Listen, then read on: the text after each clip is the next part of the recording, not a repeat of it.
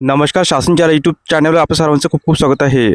तर आताची सर्वात मोठी ब्रेकिंग न्यूज म्हणजे सरकारी कर्मचारी वेतनवाढीबाबत आताच्या घडीची मोठी बातमी. त्या संदर्भात या एपिसोडच्या माध्यमातून संपूर्ण अपडेट सविस्तरपणे चला सुरू करूया.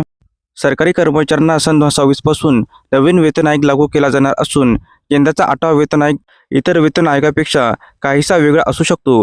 वेतन आयोग म्हणजेच फक्त पगारवाढीचीच बाब आठवते, परंतु यंदाच्या वेतन आयोगामध्ये आमूलाग्र बदल होण्याची शक्यता वर्तविण्यात येत आहे. आतापर्यंत कर्मचाऱ्यांना स्वातंत्र्यानंतर 7 वेतन आयोग लागू करण्यात आले आहे. यामध्ये 6वा व 7व्या वेतन आयोगात पगारवाढीचे प्रमाण अधिक आहे. 8व्या वेतन आयोगात पगारवाढ कामाच्या आधारावर. सोशल मीडियावरून प्राप्त माहितीनुसार नवीन वेतन आयोगामध्ये पगारवाढ ही कर्मचाऱ्यांच्या कामाच्या आधारावर दिली जाईल. कर्मचाऱ्याचे कामाचे स्वरूप, त्याच्या वर्षामध्ये केलेले एकंदरीत काम, वर्षामध्ये केलेले उत्कृष्ट काम, क्षमता या बाबीवर मूल्यांकन केले जाईल. इतर देय भत्ता प्राप्तीकरिता स्पष्ट पुरावे.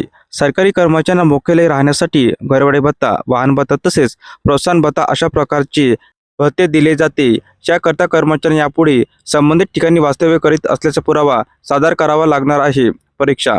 नवीन वेतन आयोगात कर्मचाऱ्यांची कार्यक्षमता वाढावी याकरिता कॉर्पोरेट कर्मचाऱ्यांप्रमाणे प्रतिवर्ष परीक्षेचे आयोजन करण्यात येईल. अभ्यासक्रम. नुकतेच केंद्र सरकारने जाहीर केल्यानुसार केंद्रीय कर्मचाऱ्यांना पदोन्नतीकरिता ऑनलाईन अभ्यासक्रम पूर्ण करावे लागणार आहे. यामध्ये एकूण 6 अभ्यासक्रम असणार आहे. सेवा कालावधीनुसार सदर अभ्यासक्रमाचे विभाजन करण्यात आले आहे. सदर अभ्यासक्रम ऑनलाईनरित्या पूर्ण करावे लागेल, अन्यथा पदोन्नती मिळणार नसल्याचे स्पष्ट करण्यात आले आहे. धन्यवाद.